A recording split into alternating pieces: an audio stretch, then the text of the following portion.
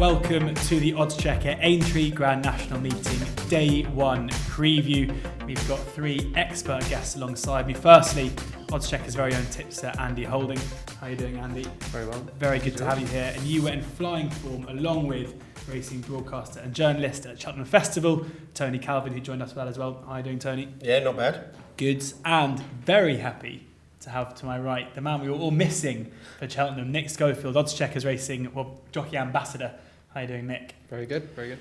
Get right into it. None of the chatting about the weather and stuff. We're going to go straight for the first race of the day, and that is, of course, the Novice Chase. Definitely, this being recorded on Tuesday afternoon, so the decks are in. Défi de Sol, as we know now, is out. Le Bague au Roi is likely, it looks like, to run here in the first on Thursday, and is favourite at 9-4. Glen Forza is 3-1. Kalashnikov 4-1. Bags Groove 7-1. Spirit of the Games 8-1. Mengli Khan 9-1. Us and Them 12-1. And Kill the Start 14-1. Andy, come to you first, and it's in the aftermath of Cheltenham. I mean, it's hard. Obviously, we didn't see Le Bague au Roi there. We didn't really see either Glen Forza or Kalashnikov there due to both of them not finishing the race. So how are you picking apart this one? Well, now Le Bague au Roi looks like almost certainly running here. It makes life a lot easier with regards kind of like studying this race and moving on to the Friday and looking at that race at face value, because by far and away she brings the best form to the table here, courtesy of that victory over Top of the Game and Santini at Kempton over the Christmas period. We all know how well that race worked out at Cheltenham with Top of the Game beating Santini. And on the day, Le Bague au Roi proved too strong. I had my slight doubts. That was one of the big mistakes I made of the week, of suggesting that Top of the Game might not get home up the hill against stronger stays like Santini and Delta Work, and that proved to be a misgiving, because Paul Nicholls' charge certainly relished every yard of that 3-mile trip, and he looks the best 3-miler we've seen. But the great thing about Warren Greatresig's mare is that she's got that flexibility between 2.5 miles and 3 miles. And of course, you can drop back here into the 2.5 mile race and take a chance and be just as competitive. Her sectionals were very good that day at Kempton, well documented, a couple of seconds quicker than the King George itself on the final circuit. So she has got a bit of speed and stamina. I think it's a wise decision as well by Connections to miss Cheltenham. She's been there 2 or 3 times, hasn't really handled the undulations. The flatter track will suit. She'll go here fresh as well. I think that's another thing we'll talk about today. When you're backing horses at Aintree, largely speaking, you want to be looking for something that hasn't had a bruising encounter at Cheltenham. Obviously, 1 or 2 do buck the trend. But yeah, this doesn't now look the most classiest or the strongest of races without Défi de Sol. You'd certainly have to give Glen Forza another favourable mention. He was a bitter blow for me on the first day when he unseated Ryder, the second or the third. I think it was the second. He hadn't put a foot wrong all season, and then he ships up at Cheltenham and just doesn't get high enough. Caught the top and down he went. But up until that point he looked really good, and I think the 2.5 miles will actually end up suiting him. Obviously on the day at Cheltenham, the 2-mile trip on soft ground, we all thought that was going to help him, and of course we never got to find out. But he's been going really well subsequently at home, so I've been told, and he also goes there fresh. And the only other one I could probably throw into the mix would be Spirit of the Games, who ran really well in the Brown Advisory. He was the only one that day that came from off the pace. I think when he went out to the final circuit, he had about 3 or 4 behind him. He's made up an amazing amount of ground in the final 1.5 miles.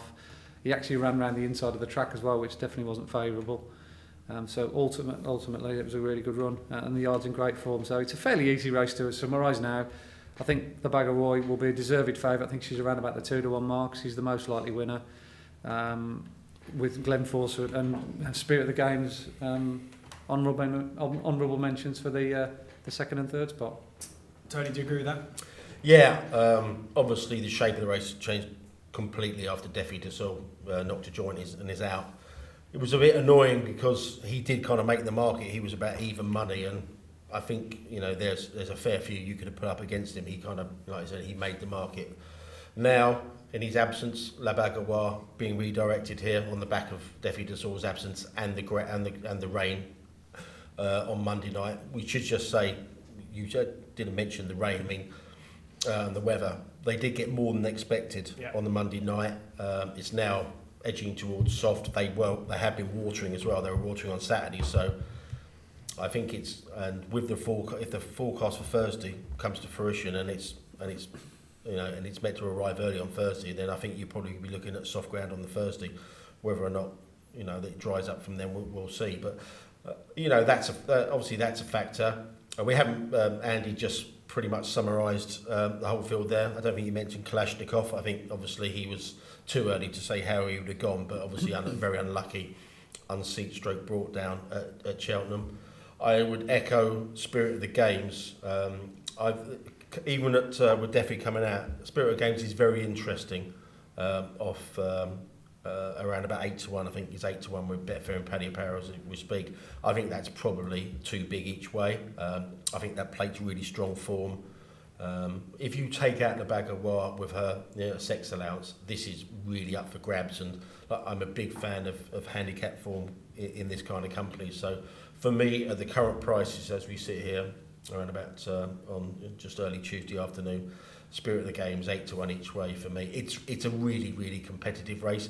It's not helped by the fact that if you are backing a horse that likes to go forward, 5 of the 11 still in the race at the 5 day stage like to go forward, so there could well be a lot of pace in there, but that could suit the likes of a Spirit of the Games. So yeah, Spirit of the Games at 8-1 for me, but it is a very, very trappy race, and I think if you're backing the favourite around about, I think 9-4 with Betfred as we speak.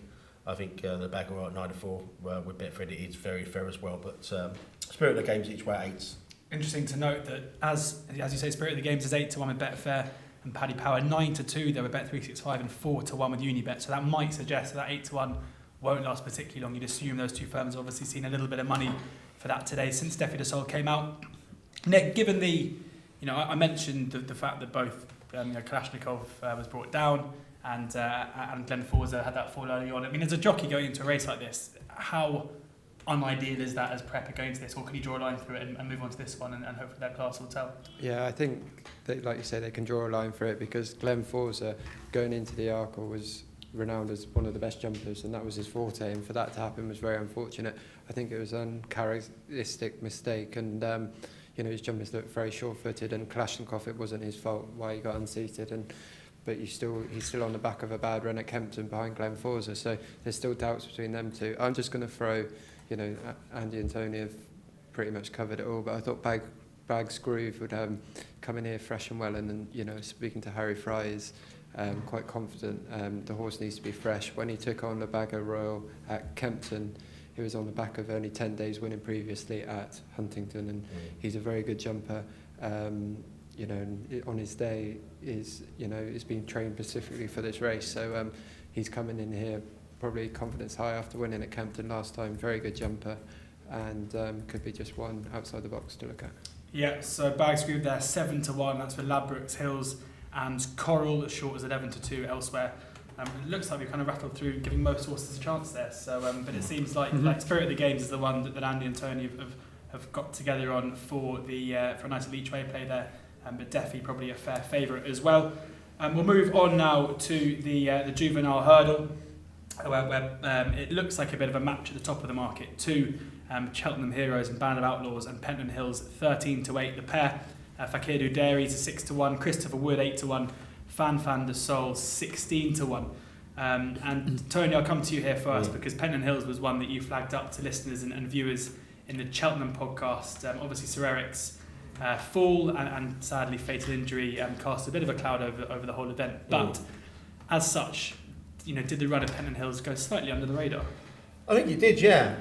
It didn't look too promising early on because he overjumped at the first, and Nico de Boinville did well to stay on. But other than that, he travelled really well throughout the race. He tanked through the race on the inside, came into the race really well, and I really picked up after the last. So yeah, I do think it went slightly under the radar, the merit of that performance. On the back of that, I know juveniles tend to struggle in the following year, but I've had a little bit on them at 33s each way for the champion because I think the champion hurdle's got a very changeable nature. The problem with this race is I made a comment on social media on Monday night. It's clearly got the shape of the race that bookmakers don't normally like, because it's likely to maybe well cut up to less than 8 runners. You've got there's a nice each way shape to the race. That said, when you bet each way in these kind of races, you really want a chance of winning. And I think at the current prices, it tells you everything you need to know. I think wherever you shop around, you've got Penton Hills at 13-8 and Banders Outlaws, the impressive Boodles winner, at the same price. I think you might be clutching at straws trying to get one of those two beat. One might underperform, but I doubt both will. And if one of those runs to their best, then you would struggle to get them beat. Band of Outlaws has got another engagement on the Friday, but I think it comes here, and everything about those two suggests they're head and shoulders. That said, I'm sure people make a case for some at bigger prices. You won't see a better jumper, especially from the youngsters, than Song for Someone. Whether or not that would have liked better ground, we shall see. Elysee's forms, that's Newbury handicap 4th has worked out really well. That would give him a chance. Obviously, you got Paul Nicholls' Unbeaten Horse and Fakir Duderies. The third favourite, you don't know if that's going to run, but that's got 3 entries. But presumably that's the one you'd take each way if you had an on no bet, which you don't have here. So. I wouldn't know. Not on no bet. Obviously, you would play Fakir Duderies, but I think they're likely to split them up, aren't they? And it's got entries on Friday and Saturday. For me, like I said, if you are, maybe there's a bit of 25 Song for Someone, maybe each way if you are going to play, but like I say, I think you are clutching at straws if you're trying to get the first two in the market beat. And if you are taking 25 to each way Song for Someone, you're probably taking well under the odds on the win part just to get the place part. But that may well tempt some in, but for me it's between the top two, and I don't have any arguments about them being joint favourites because they were both highly impressive at the festival. Andy, Band of Outlaws obviously landed a bit of a touch for Joseph O'Brien at the festival, very impressive as well. How are you viewing this? Yeah, it's a difficult one for me because the clash between Penton Hills and Band of Outlaws is almost happening 12 months too early for my liking, because I've put up both Penton Hills and Band of Outlaws in one of my latest columns for next year's Champion Hurdle. Obviously Tony's already on Penton Hills. That 33's just looked too big. I think he was one of the most impressive winners of the Triumph Hurdle I've seen for a little while, given that he made that mistake at the first. That would have normally knocked any kind of horse out, let alone a Juvenile, having only had the one run. Obviously we lost Sir Eric, so you could argue that the form has been slightly diluted, or it wasn't as strong to win as it probably might have been. But they went a good gallop in that Triumph Hurdle. How do the speed figures compare? I always like to talk about the figures at Cheltenham, because I think they usually work out as the season goes on and into next year. I was waiting for something to come along and clock a really good time from a Juvenile going into the festival. We didn't really have one, but he comes out of the festival top of the tree, courtesy of his running that Triumph. When he not only ran a fast overall, but he ran the last circuit at the same time as Chidabello, who won the county hurdle, and that's always a good guide for me. If I've got a Juvenile that can run as quick as an 140 odd, 50 odd handicap hurdler, the handicaps usually go quicker. So that suggests to me that he's above average. He's probably run to something in the 140s. And he's probably capable of more. He could have gone in quicker had he not run, had he made that bad mistake. And Tony already alluded to the fact that he went round the inside as well, which is arguably on the worst part of the track. So he did everything wrong and yet still won going away. I think he's seriously talented. I was just looking at next year's Champion Hurdle betting, immediately in the aftermath of Cheltenham, and I couldn't believe that these two, the Band of Outlaws and Pentons, are the prices are, given the sort of doubts about quite a few others, like Apple's Jade Mellon, Arena, Benny de Douai. I mean, all these horses were quoted half the odds of these two. And we saw Espoir Dalan do the catch it kind of thing the year after. It's almost impossible to choose. Band of Outlaws similarly as well. He clocked a very fast time when he won the Fred Winter, making a mockery of his mark, quickened up really well. His jumping was slick. He got hampered about 3 or 4 times as well. I think he would have won by further. And his stalwart companion Star Max, who finished 11th, has won since. So that Fred Winter looks a good form line. The bookmakers have got it right. It's 13-8, 1-7-4 the other. It's which horse is going to handle the track and the conditions rather than anything else. I don't think there's a great deal between them. I'd probably go for Pentlands because I think the Triumph Hurdle is obviously a grade 1 and the other one's a handicap. Plus the fact that he won round Plumpton and he showed an amazing amount of speed that day. I think I flagged up the circuit time that Yeah, day. you It was did, yeah. incredible. It was like 40 seconds quicker than 40 lengths quicker than Brandon Castle. I was just worried that Cheltenham might not suit it, and the plan was always Aintree, and Cheltenham was a bit of an afterthought. Oh, we'll give him a day out. Yeah. So, like a fool, I left him alone. But I do think Pentlands is a very good horse, and I'm hoping one of them will do something spectacular, and their odds will contract considerably for the champion on next year, because I think both of these two are very, very smart. Looking at this now, I mean, you've got, I think, as we've already mentioned, two horses who come into this with reputations growing fairly quickly. I mean, as a jockey, who would you rather ride of the two? Pentland Hills. I think he's, for his second run going round and winning a Triumph was magic. He looks a really straightforward horse, and obviously Pentland Hills would be a brilliant ride. But I do like the dairies of the JP McManus, Joseph O'Brien. I think the Supreme run against older horses was a brilliant run. And I like the way he hit the line and got fourth up the running. If he did happen to turn up here, I'd be looking towards him, and with St Eric, obviously he would probably be in their Triumph first string if they didn't have him. So for me, that if he turns up, he'd be a very big player. Look, just getting on about Fakir Dudras and what Tony thought. I do think the Supreme Novices was a good race this year. I think it was won by a very good horse. He's another player for next year's champion if they go down that route, Classical Dream. And it was noticeable that race was a couple of seconds quicker than the champion hurdle on the final circuit. So that tells you that race is good. And Fakir Dudras just got outpaced. I backed him and thought he was probably good enough, but he just wasn't quick enough. But he stayed on very strongly, having made a bad mistake at the second last, landed on his back legs and couldn't get going again. But I think he wants further. Just shaped that day as out that he wants 2.5. And I'd be surprised if he had the speed of Pentland Hills and Band of Outlaws. And because Band of Outlaws in the race, I know it's JP and he does what he wants, but I'd be surprised if Joseph again puts those his two best horses. Especially with the other options there. Exactly, it just doesn't make any sense why you do that. I'm surprised that in the first place Band of Outlaws was here anyway. I thought he was a certainty to go to the Grade 1 at Punchestown. Home soil, so we'll see, but yeah. We'll come back to you for your Fakir Dudras view on the Friday and the Saturday one, and then at least we'll hit one of them. Now we're going to talk about the Betway Bowl Chase. Clanders Ovo is 5-2, Kenboy is 11-4, Bristol de May after that cracking run in third in the Gold Cup is 100-30, Road to Respect 11-2, and then 20-1 and 33-1 Elegant Escape and Balco de Flow. So a small field here for this one, but a field not short of quality. And obviously Clanders Ovo hoping to leave that, not necessarily leave the run behind them, but maintaining favouritism just about. Tony, how are you looking at this? I think it's a really trappy little race. Yeah. Obviously it's down to 6 runners now, so there's no each way angle in the race. There's very little between 4 of them on official ratings. I think Bristol de Mai probably may well be the one to beat, but would he recall off that performance in the Gold Cup? It's you can make cases for the outsiders as well. Elegant Escape will probably favour Like the Rain, but again would that thrive on the back of that Cheltenham run? The one I'm just looking at, and I would find it hard to articulate the case for it, but I think Balco de Flow is still 33-1 here. Now that the race is cut 6 on pure form, if he can come back to that Ryanair form, and that Ryanair form last year would put him on a marker. He was rated 168 after that, which puts him in the ballpark of everything else in the race. That's probably overpriced on that basis.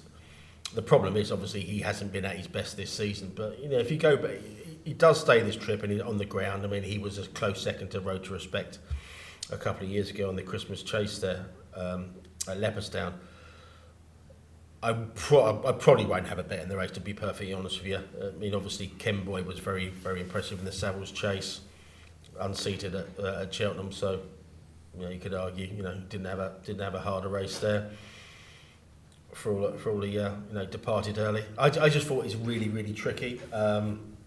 Bristol de Mai could well be the one that goes forward and gets the run of the race, but like I said, I would be mindful of the fact that Cheltenham could have taken a fair bit out of these horses and at least Balco de Flo didn't exert himself too much in the Ryanair. But for me, if I was going to put something, I may well lean towards Balco de Flo at 33-1. But to be honest with you, I probably wouldn't have a bet, so I'm not going to recommend anybody else do as well. And Nigel Twiston-Davies has always been adamant that Bristol de Mai doesn't need the cut in the ground, and a decent run at Cheltenham on the back of this. Are you surprised? I mean, if the rain does come on Thursday, that's going to be no negative at all. But are you surprised, given the way the Gold Cup panned out, to see Llander's at the top of the market? I am, I suppose, yeah. I mean, what you've got to remember is that Bristol de Mai's run against Llander's about 3 times, and the 2 times that he stood up on his feet, he's beaten him. Yeah. His only defeat came in the King George, of course, when he fell. But Bristol de Mai, largely speaking, is a better horse when he's absolutely fresh. I don't think there's many horses that can cope with Bristol de Mai when he's absolutely kicking the door down. He hasn't had a run for a bit, and he runs on a flat track. You know, he runs at Haydock, and as we've seen, Wetherby, places like that. He's almost unbeatable. If they run the Gold Cup there, he'd be short price favourite every year. I don't think he's necessarily ever got the credit he deserves just because of his Cheltenham record. You always seem to have a stigma attached to a horse like that. They don't do it at Cheltenham. There's something wrong with them. Yeah. I just think the rhythm of going up the hill round Prestbury just doesn't really suit him. So therefore, I thought he ran a really good race in the Gold Cup again. Probably won't get the credit for that because he didn't win. But ultimately, I think we're dealing with a very good Gold Cup this year. I think it was a stellar race. They ran it from the start, a Herculean gallop. The fact that Native River couldn't get to the front, it took him a circuit to actually get to the front, and then he just carried on, took the baton and then flew down the back to the top of the hill. I mean, Johnson was like scrubbing his ears off just trying to keep him going. And he was almost maintaining a world record pace if you were looking at athletics match.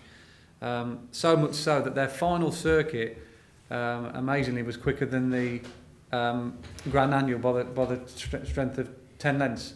They would have beaten the winner of the Gold Cup beat Croco Bay by 10 lengths on the final circuit, which is incredible, isn't it? Because suddenly they've already run a mile and they've gone flat out for a mile and a half, and then they can still run the last 2 miles quicker than good quality 2-mile handicaps. It just almost doesn't make sense, but the figures don't lie. So I think this year's Gold Cup was good. So therefore, I think Bristol de Mai on the flat track will confirm form with Llander's Oboe.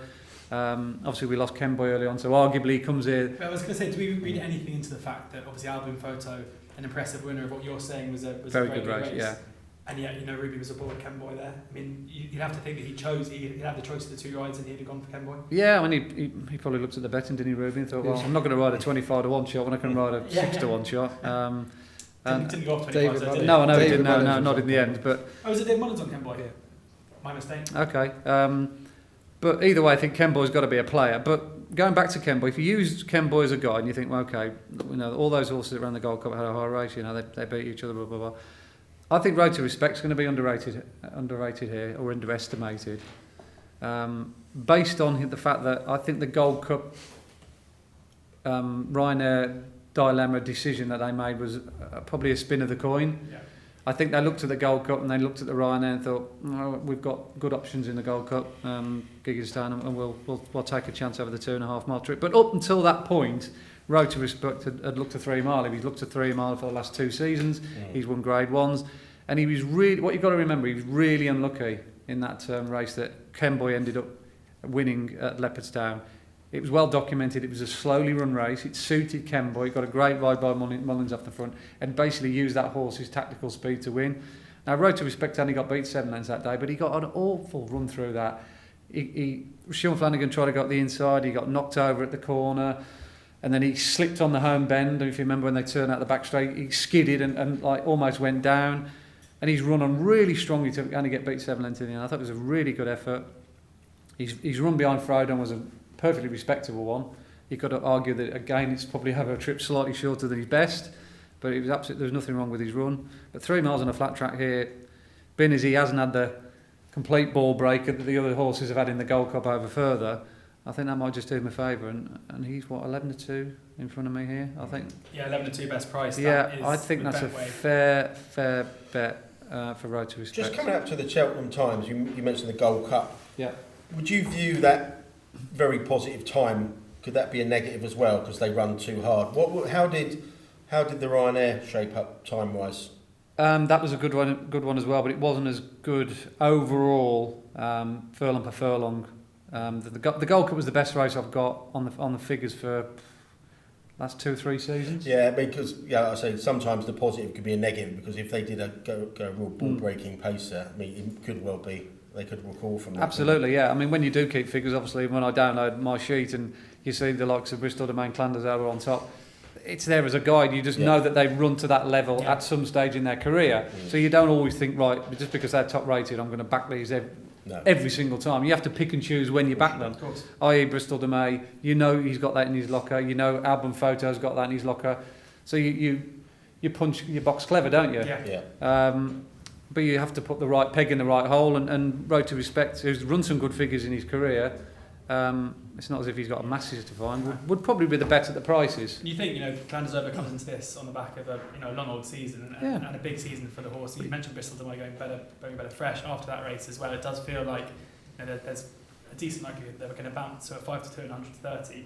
Yeah, like I said, there's too many ifs and buts, I suppose, about a lot of these. You are guessing which horses recoil, which horses thrive for another run. Yeah. Some horses can take 2 good runs because of their constitution.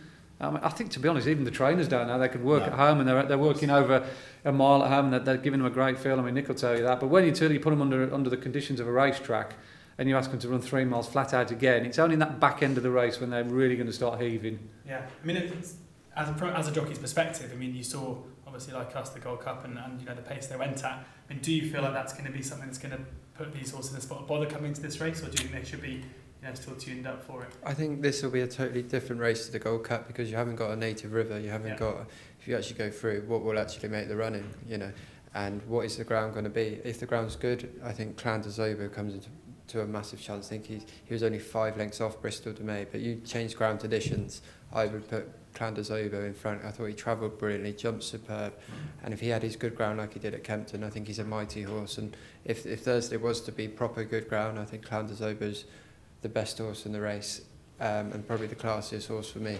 But then it brings Ken Boy into it, because he'd have a touch of speed in his Leopardstown on proper good ground. So I think ground and pace is going to be massive, because Elegant Escape will obviously try and make it a test of stamina, but he's not really quick enough to go a good gallop. He'd need others to do it. What Bristol Domain will probably be ridden more forward than when he was in the Gold Cup, so that comes into it. It won't be quite the same race as the Gold Cup, and what the ground going to be. And I think if the ground was genuinely good ground, then Clanders Over is probably the classiest horse, as he showed in that. I think he ran very well last year in Aintree, which sort of put him into Gold Cup contender. Interesting. Any more to add on that? No, I think we've all summarised it. Onto the entry hurdle now, and Bouvardere looking to bounce back from that forward at Cheltenham is the even money favourite. Mellon at 6 to 1, Faheen 7 to 1, Super Sunday 12 to 1, Chittabello 16 to 1, Silver Streak 16 to 1, 20 to 1 bar. Andy, I'll come to you here first, and I think, personally, I think that if Bouvardere had stayed, I know you backed Espoir ZN, but I think if Bouvardere had stayed in his feet, then possibly it would be a different price here. Whether or not he'd have won that race, I don't know. Do you see him here as a vulnerable favourite at even money, or one that you'd like to side with? I think if you've got some nice prices about Bouvardere, you'd be sitting fairly comfortable. Of course, he won this race 2 years ago, didn't he? He did a bit of stellar field that day. The new one was up to his old antics, jumping out to the right. Old Guard was in it. He couldn't fail that day, so obviously he looked very impressive. But this is a bit deeper than the race a couple of years ago. Whether I back him at even money 4 to 5 is obviously open to question. Faheen, I thought, ran quite well in the stayers. He actually ran better than I thought. A lot of people were saying he was going to put it up to Paisley Park, but to me, he was never ever going to beat a horse of that quality. Mellon's an interesting run. I think he probably looks as though he wants a little bit further nowadays. The ground is very important to Silver Streak. He ran well in the Champion Hurdle, but I still ultimately think he's better on better ground. The one I'd probably come back to here, and I've always felt that this was his kind of race, and that Super Sunday. I still can't understand, and I never will, why connections think this is a 3-miler. They must have been watching a different horse than what I've been watching for the last 2 years. He just blatantly hasn't got 3 miles. He didn't get it in the stays again. But 2.5 miles around Aintree, he's absolutely tailor-made for him. He's got a good cruising speed. He jumps well. And he was second last year to Lamy Surge, of course. So arguably he's got equally as good a form as Bouvardere, or he's run to a similar standard. And because there's doubts about the likes of Brain Power, don't think Shitbellow's good enough, even though Connections are rolling the dice with him. One or two others look as though they've had better days. Where I still think there's a little bit of juice left in Super Sunday. So I'd be looking to either back him each way outright or maybe even each way without a favour, because you've got the dead at 9 runners. You take Bouverdoy out of it, you've got 8 runners. I'd be pretty confident that he'd beat most of those over 2.5 miles on a flat track with a bit of give in the ground. And trainer as well, saying that he's a very hard horse to get fit effectively, so that run at Cheltenham's probably going to... Possibly, yeah. That's something that, I haven't really looked into, but given the horses in front of me here and the shape of this race, it's just tailor-made for a bit of each way skullduggery. So he'll do it for me. It does look that way, especially with Bouverdaire's seasons thus far. Tony, are you looking at the each way angle as well? I'd be inclined to maybe just lay Bouverdaire around about the even money and have the field running for me. I haven't. Obviously, everyone thought he was back to his best in the fighting fifth, and that may well have been the case. But clearly, things haven't gone smoothly since then, and I just think he's possibly vulnerable here. Obviously, on form-wise, he's got at least half a stone, if not a fair bit more in hand of these at his best. But I just think he could be vulnerable. Like Andy, I was playing Super Sunday, thankfully mostly not on a bet for the champion hurdle, and I couldn't believe they went down the stairs route, especially since they got the ground on the opening day, the soft ground, and it was a very strange decision. He clearly gets 3 miles, but he's not fully effective at it. I mean, he hasn't been beaten prior to blowing out this year. I mean, he hasn't been beaten that far in his runs over 3 miles, but he just doesn't finish off as strongly as you need to in the top company. So yeah, I think if the Cheltenham run hasn't bottomed him, then he clearly is an each way chance. But I think Mellon, I don't think we'll be seeing him making the running. I think they'll let Faheen stride on. Faheen ran okay there. I thought he might run a little bit better, but he ran okay there for a long way. Just there's a lot in here you can give a chance. It all revolves around if Bouverdaire runs his race. I think there are enough reasons to think he may not. So I'd rather have the field running for me at even money than Bouverdaire. So I'll be looking to lay him on Betfair and about, like I said, around about the even money mark. And Nick, I can't really ask you here which one you'd like to write, because I think we know the answer. Yeah. But how do you see this race shaping up? I'm a massive Bouverdaire fan. I think it's very unlucky. When you're that quicker jumper and that sort of slicker jumper, you are vulnerable to have a fall at one stage. It was unfortunate as in the champion hurdle. I just think he'll come back and show his worth at Aintree. I think a lot of these, if it does come up soft, like things like Verdana Blue, Faheen, Mellon, they're probably not as effective on this, on the softer ground. And Bouverdaire, he's gone on heavy. I shouldn't think that'd be an inconvenience to him, and he'd have been well schooled since. And I think it was just one of those things that happened. And if he went in, I'm sure he'd have been first or second in the champion hurdle in my eyes. So if he did do that, I'm sure he'd have been even shorter price than what he is. Poor old, just come back to Verdana Blue. I mean, she just never gets her ground in these big races, does she? And it looks like it could well turn against her if that Thursday rain does turn up. I thought she was well worth a try at this trip as well, because I know she got into a little bit of trouble, but she was sticking on really well in the Greatwood as well. So I thought it was worth a try there, but like I said, the ground's going against her. And Andy Knoll, a friend of yours and Somerville boy, being back today as well. See a blue and odds track get into a short 16-1. Surely you can't see that. Unless somebody's broken into that yard and swapped the horse over. You couldn't have him on your mind, could you? No, I'm just surprised to see it. You'd always be dangerous to write a horse off completely. Yeah. For instance, Invincible Army on the flat. I put him up last year to win the Commonwealth Cup. He was my Commonwealth Cup horse, and everything was going smoothly. Won first time out, second in the Sandy Lane to San Zamal. I thought, right, goes back to Ascot. He'd already won there. Great record at the track. Goes a 4-1 second favourite, having got 12, 6, 14-1 about him, and he ends up finishing halfway down the field. And he got tailed off on his last run, and run since July.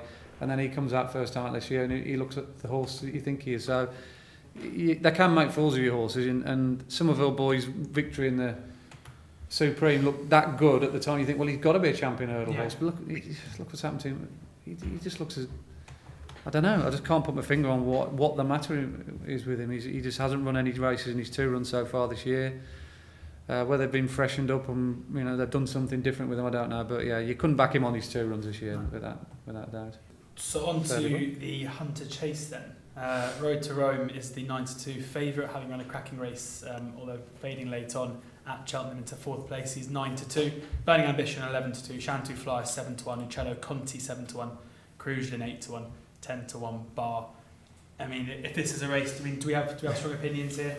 I have made a rare venture into Hunter Chase backing territory with Cad de Burley at Cheltenham, and so that's cured me of that's that it. one. That's you done. But luckily I didn't have a bet in the bumper because I would have lost there as well. So yeah, Hunter Chase and bumpers, not for me. Not for you, Andy. I know that there's no race that's not for you. I think you have a bet on 2. Yeah, I fluked the last 2 winners of the last year. They're both the Topham and this race. They're just great betting races. I like them because of the spectacle and I suppose a bit of a betting junkie. You do like to have an interest with something over the national fences. Only on a small level, of course. This is almost like a recreational bet rather than bet responsibly. Yeah, exactly. Betting responsibly, but should say that more often. Really, should be on here. I think. Look, we are covering it, so we've got to do justice all the same. I think Road to Rome slots into the perfect Aintree horse category, doesn't it? He's a front runner. These amateur rider races, stroke. One circuit races at Aintree often go to horses that race up with the speed. Paul Jones, who does the statistics for the ATR website, and he's done his own betting guide, Weatherby's guide, for many years. I used to actually write his piece for him for the Foxhunters.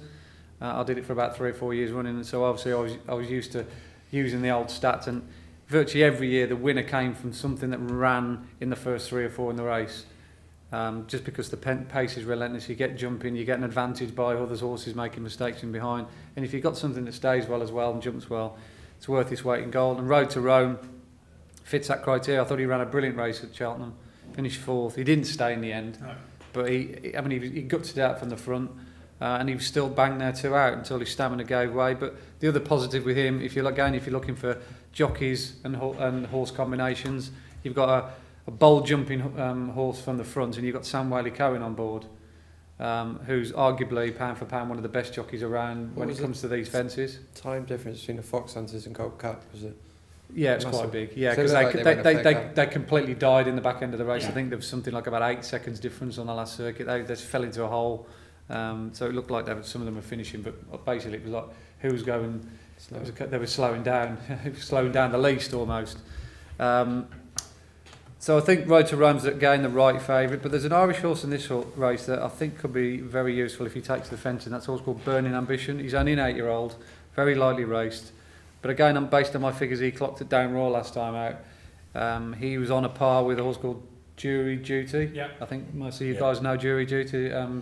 Gordon Elliott's horse, who was favourite for the National Chase a couple of years ago, and he's in the National. That was on the day when he won a Hunter Chase, so that tells me that he can operate at a fair level if he's beaten a horse rated in the 150s. And it looks like they've had this race on their mind for quite a while. I don't know who they're going to get to ride.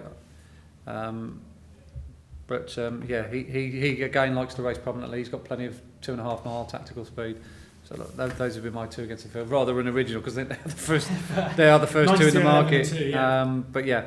Sounds like you need a William Handicap because they stand out on both. But and Nick, I mean, it was Andy in the Cheltenham preview a couple of weeks ago that tipped up Cad de Burley this year. It was you doing it in our Cheltenham preview the year before. Cad de Burley currently 16-1, and I think you claimed some local knowledge there as being your steerer. And in that fairness, in that race, he made eye-catching ground from last to about 5th late on. So do you have any little local nuggets for us here? For me, it's all about jockeys in this type of race. Jamie Codd, Sam Whaley-Cohen, Derek O'Connor, Will Buddock. I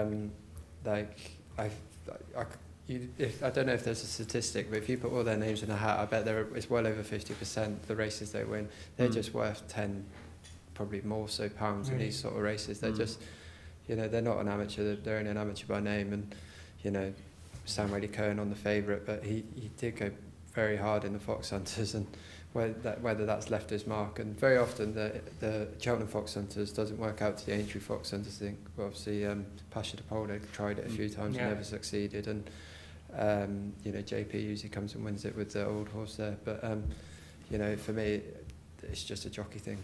Just on that, Will Biddick's on Wonderful Charm, jocked up, and Sam's on Road to Rome. But I think Wonderful Charm only runs if it's good ground, like Cheltenham. I think Right. he has to have good ground. So yeah, He ran badly in it, didn't he, a couple of years ago behind Dinner, I think. Yeah. On soft ground, he never got in the race.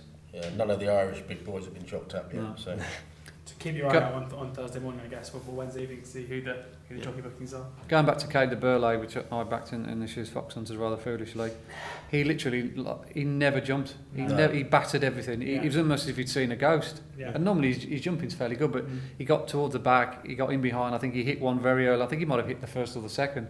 And he just completely puked himself all the way around. He never ever looked like engaging it at all. He just hated every minute of it. And you think, well, if he sulks and he runs like that at Aintree over these big fences, I mean, he's going to be at the back. And like I say, it's a very much a prominent races track. The Aintree one circuit race. Put it into context. Sam Wady-Coulton could have worked Wonderful Charm because I think his father's a part owner. Will Biddick probably would have had the choice between Kate de Burley and Wonderful Charm. So, and he shows Wonderful Charm. So, if they're not picking Kate de Burley, a lot of them would have been offered it. Those boys. So I think looking at the jockeys, they get offered all the horses, and it's a bit of a sign when they pick a certain horse for me. Move on then to the Close Brothers Red Realm Handicap Chase. We've got 3 at the top of the market in Brennan Das, Clondall Castle and Eamon de Noik at 8-1. Lady Button's back over fences at 10-1, along with Magic Saint, Azuri, Tenval, and then 14-1.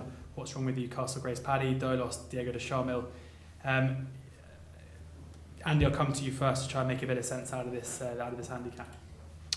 Well, this is one of the gambles of the season. It could be a fake gamble, to quote Donald Trump, on Azuri. I know the connections to this. They own Chibtabello as well. Ian Marmion's the leader. And they basically have had this race in mind for quite a while for Azuri. But I texted him about a week ago saying, is this still the plan? And he said, yes, it is, but we'll never get in. I think there's only, is it 16 run a maximum or 18 run a maximum maybe? He's number 25 on the card. 18, I think this is. 18, so it's touch and go without getting, but he was 50-1 when the books opened. Yeah. And he's now down to single figures. So, but I don't think they've gone gung-ho. I think they might have just had a token bet on, but I don't think they've gone mad. I think it's just one of those, everyone spotted the plot. If he doesn't get in, it'll be a shame for the connections. And he does want quick ground as well, by the way, Zuri, so soft ground will be also concerned. So he's got the double whammy of A, not getting in, and B, maybe the ground gone against him. Be interesting to see what Tom George does with Clondall Castle. The fact that he decided to run in the Arkle suggests he thinks he's better than a handicapper. So if he does come back to handicap company, he's got to have a chance. And with the Tom George horses going well, and Tom knows this category, this division quite well. You know, Bundoran was second, unlucky second. That was one that got away. Still can't believe that didn't go by. 66-1 shot on the running, having jumped and travelled great. If he leaves this race here and doesn't go down the Grade 1 route again on the Saturday, then you've certainly got to have a look at him off a mark of 144. What's Wrong With You ran perfectly respectably in the handicap company at Cheltenham, but he would want soft ground as well. And I thought Eamon the Knock ran really well at Cheltenham. I mean, they decided to run him in the the Brown Advisory over 2.5. I wouldn't say that was a massive mistake because he got form over 2.5 and 2, but his best run of the season was over 2 the time before at Chepstow when he travelled and jumped really well. So I think dropping back to the minimum trip with him will suit. And there's one other I was going to mention as well. Oh, Dolos. Now, sometimes he doesn't always find masses amount off the bridle. I'll take that on board. But when he gets a strongly run 2 miles and he's smuggled into the race, like he was at Ascot 2 runs ago, he's very good. And he didn't quite get home in one of the best 2.5 mile form lines I've got this season on the figures at Newby last time in that Great One handicap won by San Benedetto. Yeah. And that form's worked out well. Gala Ball and Valdez, who were second and third respectively, finished first and second next time. Well. Absolutely, yeah. What a ride that was, by the way. Absolute cracker. Yeah. Ride of the season. Get lucky. No. That was a very strongly run race, and that I think that form is absolutely bomb-proof. Does he run in the top? Yeah, he wouldn't want it too soft. He wouldn't want it too soft, but Dolos back to 2 miles. He's another one to consider. But I suppose if I had to choose 2 out of the ones I've just mentioned, Dolos would be one, and also Eamon de Knock. Those are my 2 against the field. 14-1, Dolos, and Eamon de Knock is 8-1. Tony? I had a good look at this race last night. Eamon de Knock I thought that was one of my two there. It was 10s on Monday. That went. I think the 8-1 is still fair. I was on him at 16s and 14s each way in the Cheltenham. Thought he ran really well. Like I said, I think the step back to 2 miles won't be any problem, given what he did to Capeland at Chepstow. I think the Windop's, seen him really step forward, so I think he'll be definitely on the premises. But for me, there's a bet of the day in here. I've had a little bit on, but I'm waiting to see if it gets the go ahead. But if it runs, the bet of the day on the opening day is Duke in the Van at 20-1. I just think he's got a lot going for it for a 20-1 shot. I mean, I'll get the negatives out of the way first. It's not jocked up, and I don't know if it's going to run, but I suspect it will. And also, I've got a little bit of a question mark about him being as effective in a very big field, and this is going to fill, and it's 18 runners. But that said, I think he ran a really good race in Ireland last time. He's been raised £3 for that, but I think that's fair enough, especially considering that he was brought wide on the final turn, and he stayed on really well there. So I think a mark of 144 is still very workable. That's the same mark as when he was just touched off by Modus at Cheltenham in October. They pulled well clear of the third that day, so I think the mark is definitely, very, very workable. He's got a really good third to Baby King over Cordon Distance here a couple of years ago. Nicky Richards is in really good form of late. He operated at a 24% strike rate in March, and he's generally had a very, very good season. The stable's, working at a really good strike rate throughout the campaign.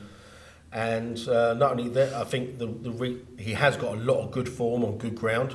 But if you look back, he's a heavy ground winner. He's got some really good form last year on soft ground. Beat Big Marcher in the soft at Doncaster.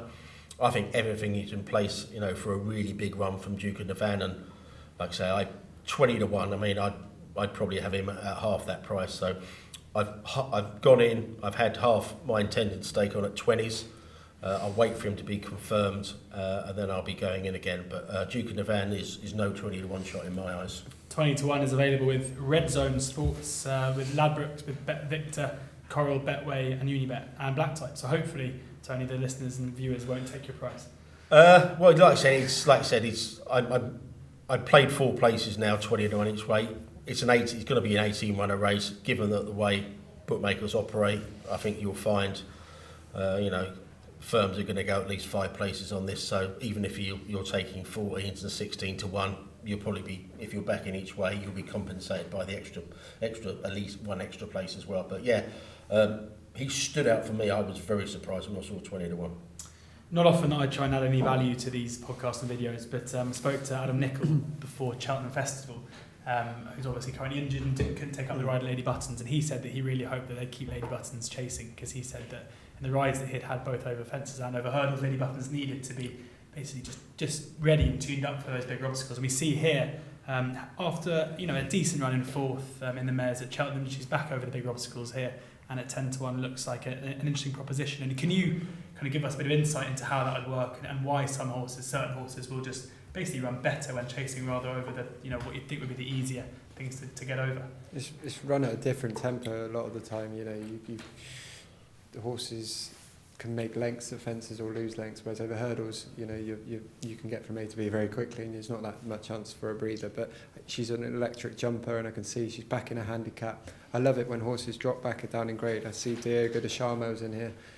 He won the Grade 1 Novice Chase there last year, and off 11-12, and if Paul claims off him with Lorcan Williams off claiming 5, puts him off 11-7, he's a Grade 1 effectively in a handicap, and he's chased around Altior a few times this year. Hasn't been dropped for that effectively, but off 156 I thought he might have a chance, Diego de Charmel.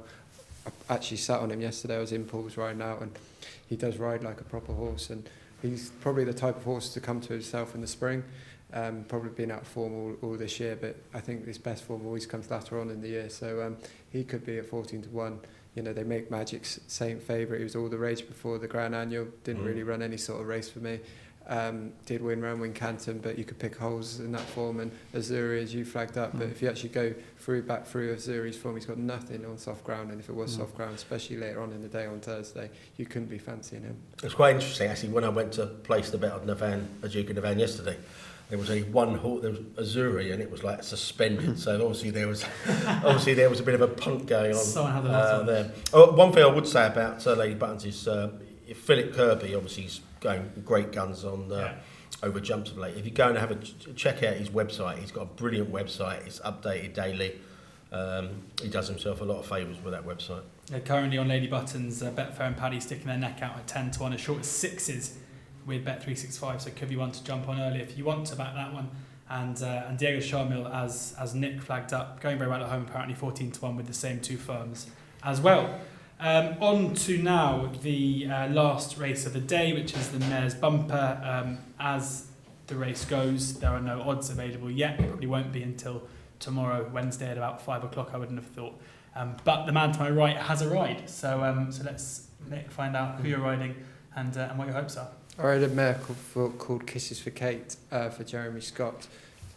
These bumper races, when they're in the graded races, you get a lot of ratings. They give you ratings for these races, and she comes in 4th or 5th highest, joint 4th or 5th highest on the ratings, and she's actually in the other bumper on the Friday against the Geldings, where she gets a £7 allowance, and if the owners allow.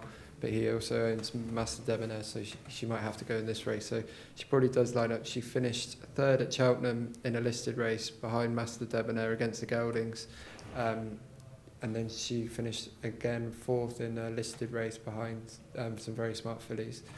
On ratings, she comes here bang up there with the form. And she'll be there, trying her best. And I should think, just because she's trained by Jeremy Scott, no offence to Jeremy, but she'll be a bigger price because of that. Yeah, he will take offence to that. Yeah, I'll tell him. Whenever you say no offence, offence is normally taken. But if she was a Henderson or Nichols behind her, she'd probably be a 10-1 shot, where she'll probably end up a 20-1 shot. I personally find bumpers difficult betting heats, and from what Tony said, I think he seems to feel similarly. As a jockey, when you're approaching it, how do you?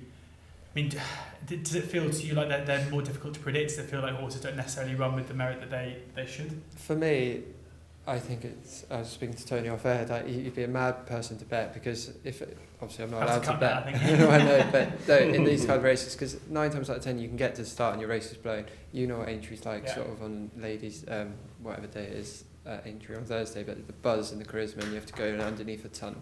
And you canter 3 or 4 furlongs to start. By the time you got to the start, your horse could have run its race. He's left his race, and everyone wants a position. You go very hard over the first 2 furlongs, then you pull out a lot of bumping. And they've only had 1 or 2, 3 runs, some of these horses, and they're so inexperienced getting bumped. They race quite tight, and you can go past the winning post first time, and your race is over. I've rode a lot of nice horses that have run in that race, and they've come out to be good horses, but they have run no race in that.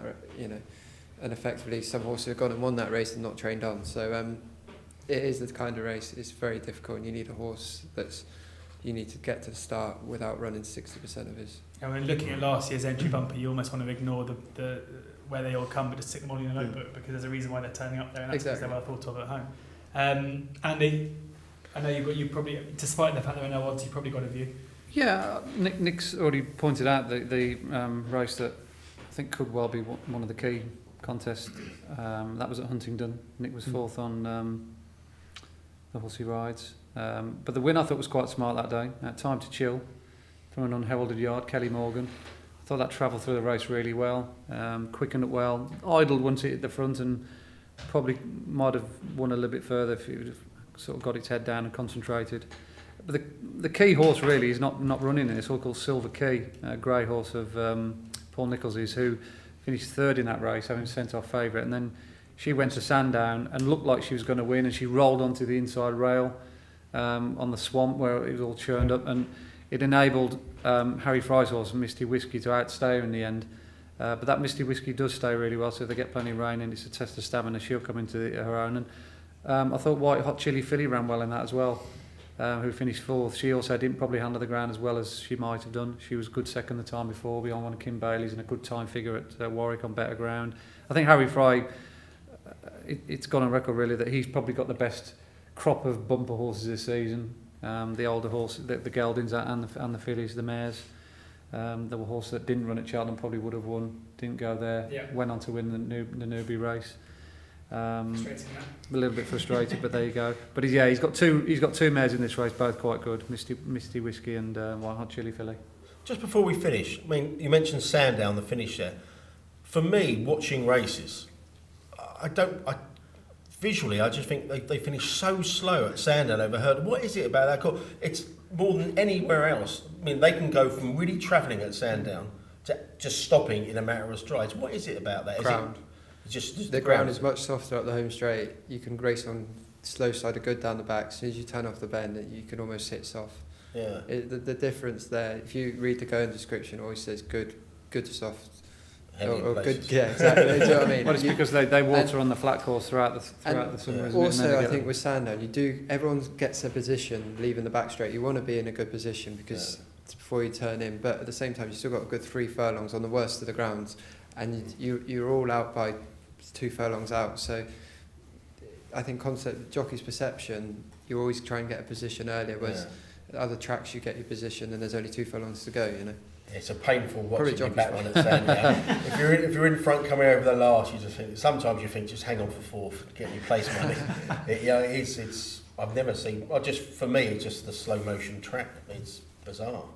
You know, it's been a good Aintree podcast when we end up talking about the straight at Sandown at the end of it. But we'll talk about the best bets of you all before we finish up. Tony, coming to you first. I think we know what it is. Yeah, Duke and the Van, each way 20-1 in the red run. Andy. Best bets on the first day. Just the one. Probably Road to Respect, I'd say, at the prices. Road to Respect 11-2, I think it was. And Nick? Kisses for Kate each way. Kisses for Kate each way, and we'll see at what price that is going to be. Thank you so much, guys, for joining me. We're also doing a podcast and a video for both Friday and for Saturday, of course, Grand National Day. So make sure if you enjoyed this, look for those. I'm joined by these 3 guests as well to get all their insights, all their tips ahead of those games.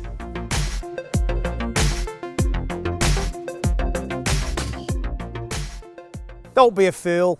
Bet with us, checker for the Grand National.